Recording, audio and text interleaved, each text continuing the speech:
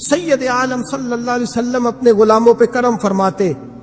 شاہ ولی اللہ محدث دہلوی ہندوستان میں جتنے مکاتب فکر ہیں سب کے متفقہ پیشوا ہے شاہ ولی اللہ. جو بھی کسی مکتبہ فکر سے تعلق رکھتا ہے شاہ ولی اللہ صاحب سے اس کا سلسلہ حدیث ملتا ہے. شاہ ولی اللہ صاحب کہتے ہیں میرے ابا جی شاہ عبد الرحیم محدث دہلوی بیمار ہو گئے. ساری زندگی نبی پاک کا دین پڑھایا, ساری زندگی حضور کے فرمان سے لوگوں کو آگاہ کیا, قرآن و سنت کا درس دیا, فالج ہو گیا. لوگ باتیں کرنے لگے. کہتے ہیں میرے والد صاحب کہتے ہیں میں رونے لگا کہ یا رسول اللہ میں کسی اور کا تو نہیں, میں تو آپ کا ہوں, نظر کرم ہونی چاہیے.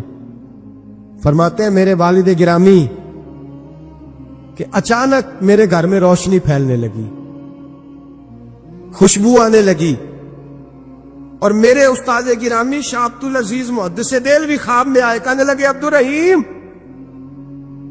یہ چارپائی سیدھی کر, جس طرف تیری چارپائی کے پیر ہے یہ دروازہ اس طرف کھلتا ہے, جلدی سے سائیڈ بدل. کہتے ہیں میں نے فٹافٹ شاگردوں سے کہا سائیڈ بدل دی. میں نے کہا استاد جی کیا ہونے لگا ہے؟ کہنے لگے تیرے گھر میں رسول اللہ تشریف لا رہے ہیں, نبی پاک کی جلوہ فرمائی کا وقت ہے. انفاس العارفین میں شاہ ولی اللہ میں نے اس آدمی کی بات چھیڑی ہے جو سب کے متفقہ ہے. کہتے ہیں اندر آئے, نور آیا, روشنی آئی, خوشبو آئی. شاہ عبد الرحیم صاحب کہتے ہیں میں کیا دیکھتا ہوں, مصطفیٰ کریم آئے ہیں. ایک طرف ابو بکر صدیق ہے, دوسری جانب مولا علی شیر خدا ہے. فرماتے حضور تشریف لائے, اپنا کوئی ملے تو دکھ سارے یاد آ جاتے ہیں. کہتے ہیں وہ بیماری کا دکھ, ایک تنہائی, ایک غربت, ایک بیماری, ایک بڑھاپا, ایک لوگوں کے تانے. حضور کو دیکھا نا تو میرے آنسو دریا کی طرح بہے. کہتے رسول پاک میرے قریب آئے, میں فالج زدہ تھا, اٹھ نہیں سکتا تھا. چارپائی پہ بیٹھے بیٹھے میں نے حضور کے سینے پہ سر رکھ دیا اور رونے لگا. میرے آنسو حضور کے کرتے پہ گرنے لگے. کہتے ہیں نبی پاک کی داڑھی مبارک میرے چہرے سے لگنے لگی. اتنی تسلی دی محبوب نے, اتنی تسلی دی کہ فرماتے اگلے پچھلے سارے غم ہی میں بھول گیا. مجھے لگا کہ دنیا کا خوش قسمت خوش نصیب شخص میں ہوں اور مجھے فرشتے جن اور انسان سلامی دینے آ رہے. شاہ عبد الرحیم صاحب کہتے جہاں جہاں درد تھی نبی پاک نے دستے شفا پھیرنا شروع کیا. کہتے ہاتھ حضور کا لگتا گیا, شفائے اللہ عطا فرماتا گیا. فرماتے شفائیں دوڑ گئی, خوشبوئیں پھیل گئی, طاقتیں آ گئی.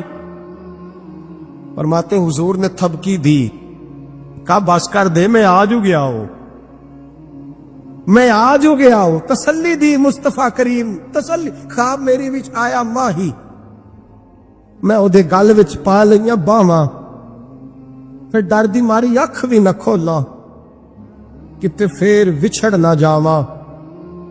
چر ہویا مینوں ترلے لیندیاں, کدی موڑ میرے ول واگاں. خواب میری وچ ایک وار دیا میں ساری عمر نہ جاگا. کہا نبی پاک بس کرنا, آج ہو گیا ہو. کہتے میرا دل کیا کہ حضور جا رہے ہیں تو کوئی تحفہ ہی عطا کر دے. اور پھر دل کیا کہ کبھی حضور اپنی داڑھی کے 2 بال مبارک منہ مبارک دیتے تو میرے نصیب چمک جائے. کہتے ہیں میرے دل میں خیال تھا, قربان جاؤں میرے رسول پاک نے یوں داڑھی پہ ہاتھ پھیرا اور 2 منہ مبارک اتارے. فرمایا چل یار فکر نہ کر, تو رکھ لے. کہتے حضور نے مجھے دیے. اللہ کے حبیب جانے لگے, دروازے تک پہنچے تو میں نے اپنی چارپائی کو ٹٹولا تو بال ہی نہیں. میرے دل میں خیال آیا منہ مبارک کہاں گئے. کہتے ہیں نبی پاک نے روک پھیرا اور حضور نے فرمایا تکیہ اٹھا کے دیکھ, میں نے تیرے تکیے کے نیچے رکھ دیے. تکیہ اٹھا کے دیکھ. فرماتے حضور چلے گئے. سویرے چنگا بھلا اٹھ کے چلنے لگا تو لوگ کہنے لگے یہ کرشمہ کیسے ہوا.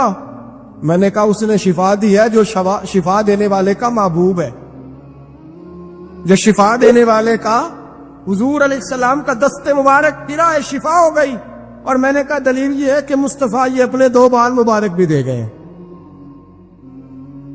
یہ تو اعتراض کرنے والے فوراً کان کھڑے ہو گئے۔ عقل کو تنقید سے فرصت نہیں، عشق پر ایمان کی بنیاد رکھ۔ کہنے لگے یہ واقعی حضور کے ہیں؟ 3 آ گئے، کہنے لگے واقعی۔ میں نے کہا جاؤ دھوپ میں لے کے جاؤ۔ کہتے وہ تینوں لے کے گئے، جب کمرے سے نکلے تو بادل کے ٹکڑے نے آ کے سایہ کر دیا۔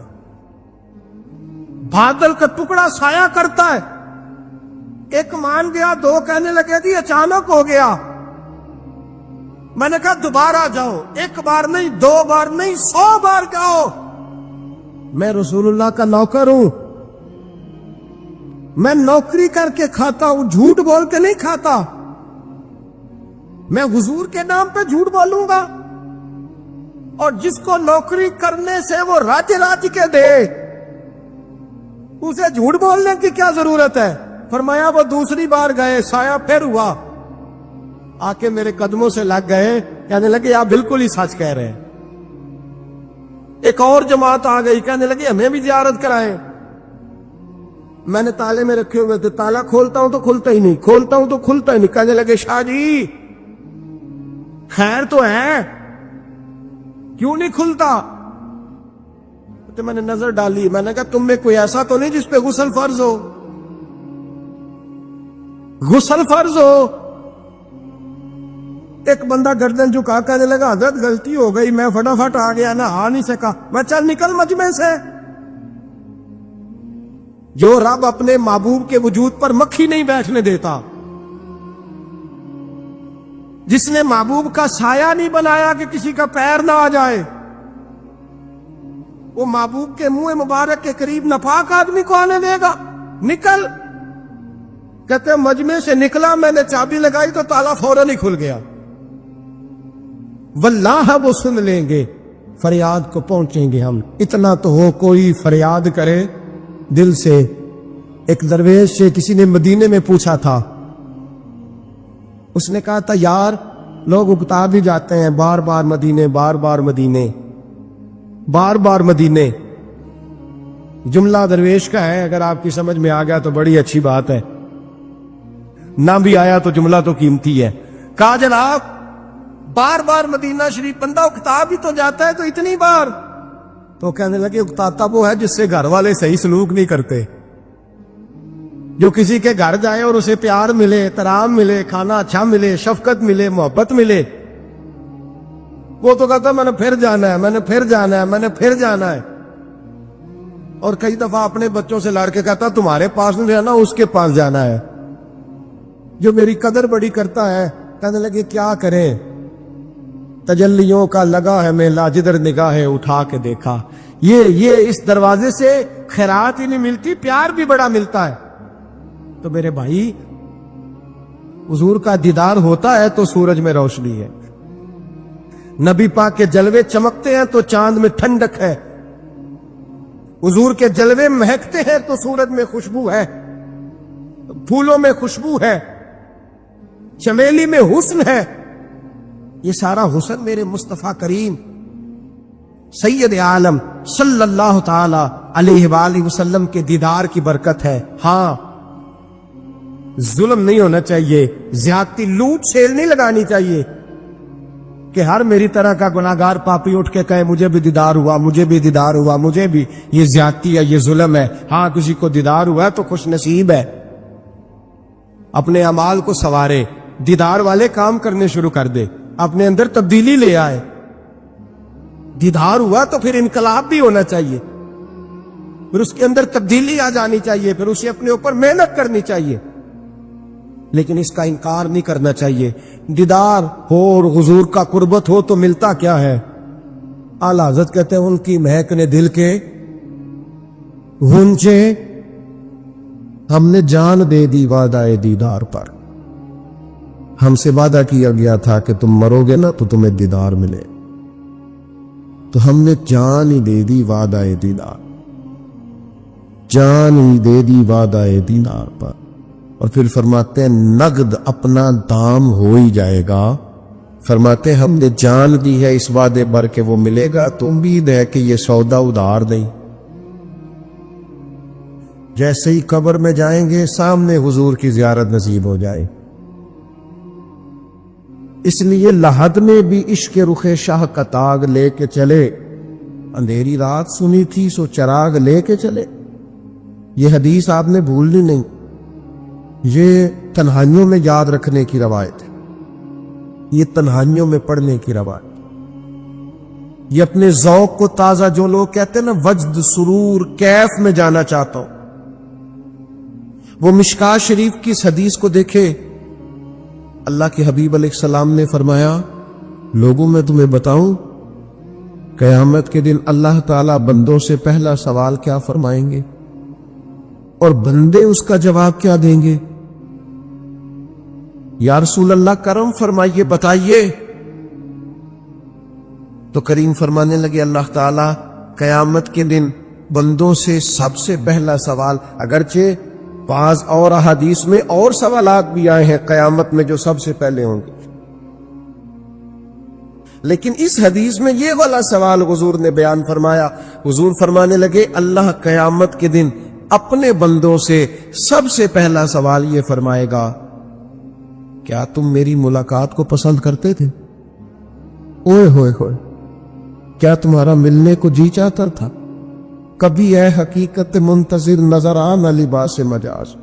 اقبال کہتے ہیں تیرے کرم اتنے ہیں دل کرتا ہے تجھے دیکھیں، کبھی کبھی اے حقیقت منتظر نظر آنا لباس مجاز میں، لاکھوں سجدے تڑپ رہے ہیں میری جبین نیاز میں، تمہارا دل کرتا تھا مجھ سے ملنے کو؟ حضور فرماتے بندے عرض کریں گے مالک بڑا دل کرتا تھا۔ تو پھر اللہ فرمائے گا یہ گفتگو کی معنویت تو دیکھو یار، اس کا حسن تو دیکھو۔ اللہ پھر پوچھیں گے کیوں دل کرتا تھا تمہارا؟ دل کرتا تھا تو کیوں کرتا تھا؟ عرض کریں گے مالک اس لیے کہ ہمیں امید تھی کہ تم معاف بھی کر دے گا، رحمت بھی فرمائے گا۔ اس معافی کی امید پر دل کرتا تھا تو ملے۔ حضور فرماتے ہیں پھر رب فرمائے گا مجھ پر واجب ہے، میں نے اپنے کرم سے واجب کر لیا ہے کہ آج تمہیں جنت عطا کروں گا۔ یہ جو ملاقات ہے نا، ملاقات کہ وہ ملیں گے، ان سے ملاقات ہوگی۔ عمر بیت گئی نا نام جپتے، عمر بیت گئی نا تذکرہ کرتے۔ ہم سے بھی لوگ پوچھتے ہیں کیا کمائی کی، کیا زندگی میں حاصل کیا؟ تو ہم کہتے ہیں شرق سے غرب تک، ملک کے ایک کونے سے لے کر دوسرے کونے تک مدینے والے کی بات کی، حضور کا ذکر کیا، نبی پاک کے اور میں اپنی حیاتی تو قربان تھی وہاں ساری محمد محمد پکیندے گزر گئی ساری۔ یہ اعزاز ہے، یہ کرم ہے۔ اب کیا ہوتا ہے گناہگار لوگ اتنا بڑا دعویٰ تو نہیں کر سکتے، لیکن دل تو چاہتا ہے نا کہ چلو جس کا نام لیا ہے اس کی کبھی زیارت کی، کبھی ملاقات بھی ہو، کبھی نظر کرم بھی ہو۔ کسی نے اپنے محبوب سے کہا تھا کہ ذرا ایک نظر مجھ پہ بھی کیجئے، تو قریب بیٹھے ایک شخص نے کہا یار تو نے بڑا دعویٰ کیا ہے، جو محبوب ہوتے ہیں ان کو تکلیف نہیں دی جاتا، تم کہتا ہے پورا چہرہ ہی تیری طرف پھیرے۔ تو پھر اس نے اس درویش سے پوچھا کہ میں بھلا پھر کیا کروں، میرا دل تو میرا بھی کرتا ہے، چلو یہ تو آپ کی بات ٹھیک ہے کہ اب میں محبوب سے کہوں کہ اتنی تکلیف کرے کہ میری طرف پورا رخ پھیرے تو ٹھیک نہیں، تو پھر بتائیں میں کیا کروں؟ تو اس نے کہا ان راہوں میں کھڑا ہو جا جن راہوں کی طرف وہ کریم دیکھتا ہے۔ چلو اسی با کردار کو دیکھتے دیکھتے بیچ میں تیرے اوپر بھی نظر، مجھ پہ محشر میں نصیر ان کی نظر پڑ ہی گئی، مجھ پہ محشر میں نصیر ان کی نظر۔ اوئے ہوئے اللہ کرے آپ کو بھی وہ لطف آئے جو مجھے آ رہا۔ کہتے مجھ پہ محشر میں نصیر ان کی نظر، یہ انتہائی عاجزی ہے کہنے والے کی۔ اس نے بالکل اپنے آپ کو ختم کر کے کہا کہ میں قابل تو نہیں تھا، اور میں پھر تکلیف دیتا کہ میری طرف دیکھیں اسپیشل میرے لیے وقت نکالے، پر کرم یہ ہوا کہ مجھ پہ محشر میں نصیر ان کی نظر پڑ ہی گئی، کہنے والے اسے کہتے ہیں خدا کا کرنا، کہنے والے اسے کہتے ہیں خدا کا کرنا۔ اللہ نے کیا کہ نظر مجھ پر پڑ ہی گئی، اور جب پھر پڑ گئی تو تیری ایک نظر کا کمال ہے اور میری زندگی کا سوال ہے۔ پر جب پڑ گئی تو سو پھر پڑ گئی۔ موت سے وہ بندہ کبھی نہیں ڈرتا جسے ملاقات کا شوق ہو، ملنا چاہے داتا علی اجمیری سے اور موت سے ڈرے، ملنا چاہے حضرت غوث پاک جیلانی سے اور پھر موت سے ڈرے۔ زندگی گزری ہو علی علی کرتے پھر موت سے ڈرے، عمر بھر سیدنا عثمان غنی کی سخاوت کی بات کی ہو اور پھر جنت میں جا کے ان سے ملنے کا شوق پیدا نہ کرے، ساری زندگی سیدنا فاروق کا عدل بیان کیا ہو، ساری زندگی ان کے انصاف کا تذکرہ کیا ہو، پوری امت کو بتایا ہو کہ اگر جینا چاہتے ہو تو عمر کے رستوں پر چلو، اور پھر یہ موت سے ڈرے اور مر کے جناب فاروق اعظم کی زیارت کو پسند نہ کرے۔ جسے صدیق کی وفائیں یاد ہو، جنہیں جناب ابو بکر صدیق کا عشق یاد ہو، وہ پھر ان کی زیارت نہ کرنا چاہے اور ساری عمر حضور کی نعت پڑھی ہو۔ مانا نہیں آتا تھا پھر بھی کہا بلغ العلا بکمالہ کشفت تجا بجمالہ حسنت جمیع خصالہ صلو علیہ والہ سے نہیں ترجمہ آتا تھا، پر جب بھی کو پڑھتا تھا یہ بھی جھومتا تھا مولا یا صلی وسلم دائماً۔ میں آپ کو بتاتا ہوں، توتلا آدمی، توتلا اور دیوانہ مجذوب بیچارہ، سمجھ نہیں، توتلا بولنا بھی ٹھیک نہیں آتا۔ مجھے نماز کا سلام پھرا دو، وہ جلدی آ گئے، اور ایک مجذوب آدمی اتنے سادے تھے تو سلام لی تو کہنے لگے میں گل کر لی سی، تو میں نے ان سے کہا کہ تھوڑی دیر کے بعد ملتے ہیں۔ 7 آدمی ہے، اللہ مجھے معاف کرے، میں کوئی نقل تو نہیں ان کی اتار سکتا، اس زبان کو ہم توتلی نہیں کہتے، ہم اس زبان کو بلالی زبان کہتے ہیں۔ یہ بڑی خوبصورت زبان ہوتی ہے، یہ جو توتلے لب و لہجے ہوتے ہیں نا، وہ جب بچہ پوری طور پہ اماں نہیں کہہ سکتا، توتلا ہوتا ہے، تو کوئی مزہ آتا ہے اماں کو اماں کہلوانے میں۔ جب وہ پوری طور پر باپ کو بابا نہیں کہہ سکتا اور توتلا ہوتا ہے تو کوئی مزہ آتا ہے کہنے میں۔ وہ جب دادی نانی دادا کہتا ہے تو دادے کا دل کرتا ہے یہ 100 بار کہے، کیونکہ اسے کہنا نہیں نہ آتا، لیکن اس توتلاہٹ میں جو اس کو لطف آتا ہے۔ مجھے بڑے لوگ آ کے شعر سناتے ہیں، میں نے بڑے خوشگلو نعت خوانوں سے زندگی میں سنا ہے، وہ صاحب میرے پاس آئے اور میں نے کہا بعد میں ملیں گے، تو 7 آدمی ہے، مجذوب ہے، پورا شعور نہیں رکھتا، مجھے کہنے لگا مصطفیٰ جان رحمت کے بعد، مصطفیٰ جان رحمت پہ لاکھوں سلام کے بعد، یعنی مانا یہ تھا کہ سلام کے بعد۔ اب بڑے بڑے سریلے بندوں سے بھی بندہ سنتا ہے، میرا دل کرے، اور میں نے جان بوجھ کے ان سے کہا دوبارہ کیا آجے ذرا، کیونکہ توتلے تھے نا، میں نے کہا تو کہنے لگے مصطفیٰ جان رحمت پہ لاکھوں سلام کے بعد، اور میرے عزیز یاد رکھو ساری زندگی حضور کی نعتیں پڑھی، نبی پاک کے تذکرے سنے، اب موت سے ڈر جائیں؟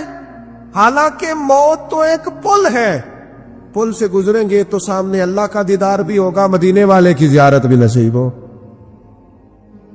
تو زیارت ہوگی، اور ہر نظر کانپ اٹھے کہ محشر کے دن خوف سے ہر کلیجہ دہل جائے گا، اوڑھ کر کالا جپا وہ آ جائیں گے اور سارے محشر کا نقشہ بدل جائے گا۔ یہ موت کا خوف نکالنے والی چیزیں ہیں، ڈر۔ اچھا مجھے ایک بات بتائیں، یہ میں امید کی بات کرنے لگا ہوں، چلے اب یہ بات تو مشکل ہے پر کرنی پڑے گی، مجبوری ہے۔ کبھی کبھی ابا جی سے مار بھی پڑ جاتی ہے بندے کو، گھر میں کوئی 2-4 لگ بھی جاتی ہے، تو اس وقت نا جو سب سے بڑا سہارا کسی کو نصیب ہوتا ہے وہ یہ ہوتا ہے کہ اللہ کرے اماں گھر میں موجود ہو۔ اور میں نے دیہاتوں میں کئی مائیں ایسی دیکھی ہیں جو بیٹے کے حصوں کی مار کھاتی ہیں، ابا نے ڈنڈا لے لیا بیٹے کی غلطی پہ، اب اماں بیچاری سامنے ہو گئی ہے، 2-4 اس نے بھی کھا لی۔ یہ بات آپ سمجھے، موت کا خوف نکالنے کے مفہوم میں بات کرو، اماں موجود ہونا گھر میں تو ابا سختی بھی کرنے لگے، تو کسی وقت احساس ہوتا ہے کہ جناب یہ سختی نہیں ہوگی کیونکہ میری اماں، اور اماں پوری وکیل بن جاتی ہے، کہتی تو نہیں پتا ہو گئی غلطی، وہ فلانے دے منڈے نے خراب کیتا ہے، حالانکہ ہو سکتا ہے اس نے اس کو بھی خراب کیا ہو، لیکن وہ اماں وکیل ہے، وہ وکالت کر رہی ہے اور وہ پے لاس کر رہی ہے۔ ہوتا ہے ایسے اس بات کو سمجھ لیں اچھے طور پر، موت کا خوف نہیں، ڈر نہیں، اس لیے کہ گھر میں ماں موجود ہو تو باپ کا ڈر نہیں ہوتا، تو قبر حشر میں تو رسول کریم موجود ہے، وہاں تو نبی کریم موجود ہے، وہاں تو اللہ کریم اپنی رحمت فرمائے گا بندوں پر، اس لیے خوف نہیں، پینک نہیں، اپنی غلطیوں کا احساس ضرور کریں، اپنے اعمال پر توجہ ضرور دیں، لیکن موت کے خوف تلے دبتے نہ جائے، انشاءاللہ صبح قیامت کرم ہوگا۔ میرے نبی پاک علیہ الصلوۃ والسلام نے تو فرمایا ہے بس ہم نے ایمان کامل لے کے جانا ہے دنیا میں۔ حضور نے فرمایا ہے جس طرح 14ویں رات کا چاند چمکتا ہے اس طرح میرے غلاموں کے چہرے چمکیں گے قیامت میں۔ اللہ کے رسول صلی اللہ علیہ وسلم فرماتے ہیں جسم کے جن جن حصوں پر وضو کا پانی لگتا رہا وہ قیامت میں چمکیں گے، دور سے لوگ ان کا نور دیکھیں گے، پتہ چلے گا وہ محمد عربی کے غلام آ رہے ہیں۔ یہ کرم ہوگا صبح قیامت، یہ عطائیں ہوگی، اس لیے مومن موت سے ڈرتا۔ سیدنا بلال حبشی رضی اللہ تعالیٰ عنہ، آخری وقت ہے، لذا کا عالم تاریخ، اور یہ گفتگو دیکھے غلاموں کی، آپ کی اہلیہ رو پڑی، کہنے لگی ہائے ہائے افسوس۔ حضرت بلال فرمانے لگی کیا ہوا؟ کہنے لگی افسوس ہے کہ آپ دنیا سے جا رہے ہیں۔ تو حضرت بلال نے مضمون ہی بدل دیا، سوچ کا زاویہ ہی بدل دیا، فرمانے لگے یہ افسوس کا مقام نہیں، یہ تو خوشی کا مقام ہے، اس لیے کہ میری آج آنکھیں بند ہوگی، قبر میں کھلیں گی، مدینے والے محبوب سے بھی ملوں گا، حضور کے غلاموں سے بھی ملوں گا صلی اللہ تعالی علیہ وسلم۔ تو موت تو مقام مسرت ہے، اور اگر یہ مل جائے زندگی میں، ایک بدو ایمان لے آئے، ابن ماجہ میں موجود ہے، حضرت ابو ہریرہ رضی اللہ تعالیٰ عنہ حدیث کے راوی ہیں، فرماتے ہیں ایک بدو ایمان لائے اور انہوں نے حضور علیہ السلام کے ساتھ ہجرت بھی کی، ابن ماجہ میں موجود ہے۔ تو نبی پاک علیہ السلام نے انہیں ایک صحابی کے ساتھ کر دیا، اب ان کے کام کاج میں مصروف ہو گئے ان کے ساتھ۔ تو حضور علیہ السلام نے ایک جگہ سے مال غنیمت آیا، تو طریقہ مبارکہ یہ تھا کہ مال غنیمت میں سب کو حصہ دیا جاتا تھا، اگرچہ وہ جہاد پہ نہیں گئے لیکن حضور نے انہیں بھی حصہ دیا۔ تو وہ صحابی تو رو پڑے، عرض کرنے لگے حضور میں اس کے لیے تو ایمان نہیں لایا تھا۔ حضور نے فرمایا پھر بتائیے، گرچہ بزرگ جانتے کس لیے لائے تھے؟ عرض کی حضور میں تو اس لیے ایمان لایا تھا کہ میں رب کی راہ میں لڑوں گا اور میں اپنی جان پیش کروں، میں شہادت کے لیے ایمان لایا تھا، مجھے یہ مال دولت نہیں چاہیے۔ تھوڑی ہی دیر گزری کہ ایک اور مارکے کا اعلان ہو گیا، جنگ کا اعلان ہو گیا۔ حضور نے فرمایا چلو، وہ گئے اور چند ہی لمحے گزرے کہ وہ میدان میں اترے اور پھر شہید ہو گئے۔ صحابہ کرام ان کی مقدس لاش مبارک کو اٹھا کے محبوب کے قدموں میں لائے تو نبی کریم نے کیا خوبصورت بات ارشاد فرمائی۔ حضور فرمانے لگے دیکھو اس نے اللہ کی تصدیق کی ہے تو رب نے بھی اس کی تصدیق فرما دی۔ اور پھر یہ دو جملے محبوب کہتے کہتے اٹھے اور پھر حضور نے اپنا جبہ مبارک اتار کے فرمایا اس بندے کو اس جبے میں کفن دے دو، اس میں اسے کفن دو، اس لیے کہ تو شہادت کے لیے ایمان لائے، موت کی آنکھوں میں آنکھیں ڈال کے جیا، اپنی زندگی کمزور نہ گزار۔ مسلمانوں پہ کافر کا رعب طاری ہو گیا ہے۔ ایک تو ہوتا ہے نا کہ کوئی مدد کرنا، کوئی آگے بڑھنا، فلسطین کا نام تک نہیں لے رہے حکمران زبان سے، ذکر تک نہیں کر رہے، چینل ذکر نہیں کر رہے، اتنا رعب، اتنا کفر کا خوف، صرف اس لیے کہ ہمیں موت کا ڈر ہے، مر جائیں گے تو بستر پہ نہیں مریں گے، بیماریوں سے نہیں مر جاتے لوگ۔ خدا کے بندو اپنی زندگی میں اتنا خوف اگر موت کا پیدا کر لو گے۔ حضرت سعید ابن جبیر رضی اللہ تعالیٰ عنہ بہت بڑے فقیہ تھے، حجاج بن یوسف نے بلایا اور کہنے لگا میں تمہیں موت دینے لگا ہوں، مار دوں گا تمہیں۔ بڑا ظالم آدمی تھا، بڑے لوگ اس نے قتل کیے تھے۔ حضرت سعید رضی اللہ تعالیٰ عنہ مسکرا پڑے اور غصے میں آیا، کہنے لگا کیوں ہنستے ہو؟ فرمانے لگے تو بڑا بیوقوف ہے، تجھے کس نے کہا زندگی اور موت تیرے ہاتھ میں، یہ تو تب آئے گی جب میرا رب چاہے۔ کہنے لگا لے جاؤ ان کو اور جا کے قتل کر دو۔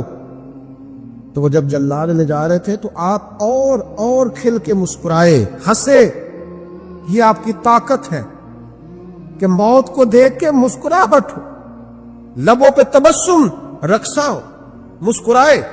جب ہم مسکرا رہے تھے تو اس کو اور غصہ آیا، واپس بلایا، کہنے لگا مسکراتے ہی ہو؟ فرمانے لگے تیری جرت پہ مسکرا رہا، اور اس بات پہ مسکرا رہا ہوں کہ رب کتنا بے نیاز ہے، تیرے جیسے لوگوں کو بھی مہلت دے رکھی ہے، کتنا بے نیاز ہے، تیرے جیسے لوگوں کو مہلت۔ اور کچھ سے کہنے لگا میرے سامنے قتل کرو۔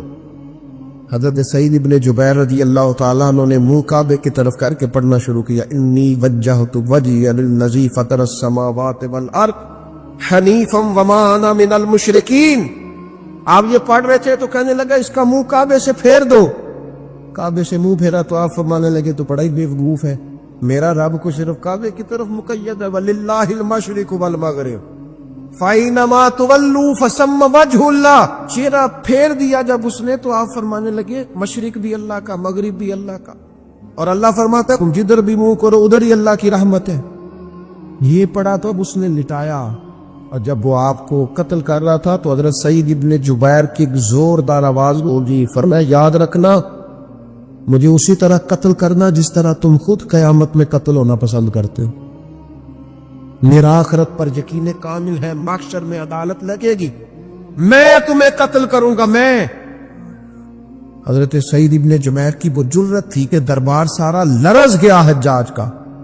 حضرت سعید ابن جبیر رضی اللہ تعالیٰ عنہ کہنے لگے اللہ اسے میرے بعد کسی پر مسلط نہ کرے، میرا قتل آخری ہو، میرے بعد نہ ہو۔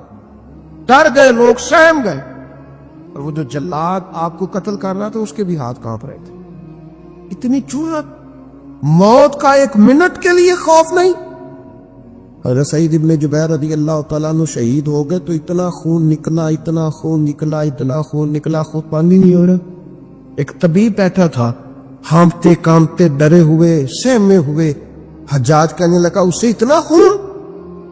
تو کہنے لگا بادشاہ میں نے سالوں مریض دیکھے ہیں، اس کو پتہ چل جائے نا مرنے والا ہو وہ تو اتنا خوف پہ آتا ہے، پہلے ہی اس کا سارا خون جم جاتا ہے اور سکڑ جاتا ہے اور اس کا خون جل جاتا ہے۔ یہ جو بندہ تم نے شہید کیا ہے نا اس میں ایک رتی برابر بھی موت کا خوف نہیں، موت کے خوف سے بے نیاز تھا، اتنا خون نکلا۔ حضرت سعید ابن جبیر شہید ہوئے اسی دن حجاج کے پیٹ میں درد شروع ہوا، صرف 15 دن۔ حجاج بعد میں زندہ رہا 15 دن، اور ساری رات تڑپتا تھا، کہتا تھا مجھے خواب میں آ کے پیروں سے گھسیٹتے۔ حضرت سعید ابن جبیر چلاتا تڑپتا 15 دنوں کے اندر۔ طبیبوں نے کہا تیرا جو مرض ہے یہ کوئی آسمانی عذاب ہے۔ میرے عزیز موت سے ڈرے نہیں، بلکہ جو ظالم ہو ان کو ڈرا دے، یہ مومن کی شان ہے۔ اپنی زندگی کے اندر سے موت کا خوف نکال دے تاکہ زندگی کے جو دن ہیں وہ جیے تو جا سکیں، وہ انسان مضبوطی سے وقت سے گزار سکے۔ حضرت علی شیر خدا رضی اللہ تعالیٰ عنہ نا وہ جیکٹ نہیں پہنتے تھے جنگی، جو کمر پہ پیچھے لوگ پہنتے تھے نا تلوار کوئی مارے تو زخم نہ ہو، تو کسی نے مولا علی شیر خدا رضی اللہ تعالیٰ عنہ سے فرمایا پشت بر آب، وہ جیکٹ نہیں پہنتے لوہے کی۔ آپ فرمانے لگے پشت تو دکھانی نہیں تو کہنے لگے موت سے ڈر نہیں آتا؟ فرمایا بالکل بھی نہیں، اور فرمایا مجھے بالکل ڈر نہیں آتا کہ میں موت پر آ گروں یا موت میرے اوپر جا گر۔ ہم تو شہادت حضرت خالد بن ولید رضی اللہ تعالیٰ عنہ ایک دن نوجوانوں کو خطاب کرتے کرتے کہنے لگے موت سے کبھی نہ ڈرنا، میں نے ساری زندگی جنگوں میں گزاری ہے، میرے وجود پر ایک ذرہ بھی جسم کا حصہ ایسا نہیں جس پر زخم نہ ہو۔ اور یہ کہتے کہتے رو پڑے، فرمانے لگے یہ بات کرتے کرتے رو پڑے، فرمانے لگے دیکھ لو زندگی ساری میدانوں میں گزاری ہے، لیکن شہادت اللہ تعالیٰ نے میرے لیے وہاں نہیں لکھی تھی، یہاں اللہ تعالیٰ نے اپنی رحمت کے لیے موت میرے لیے لکھی تھی، تو یہ تو اللہ کا کرم ہے۔ قریب ایک بزرگ صحابی اور بیٹھے تھے، فرمانے لگے آپ کی نیت شہادت کی تھی، انشاءاللہ آپ قیامت میں شہیدوں میں کھڑے کیے جائیں گے۔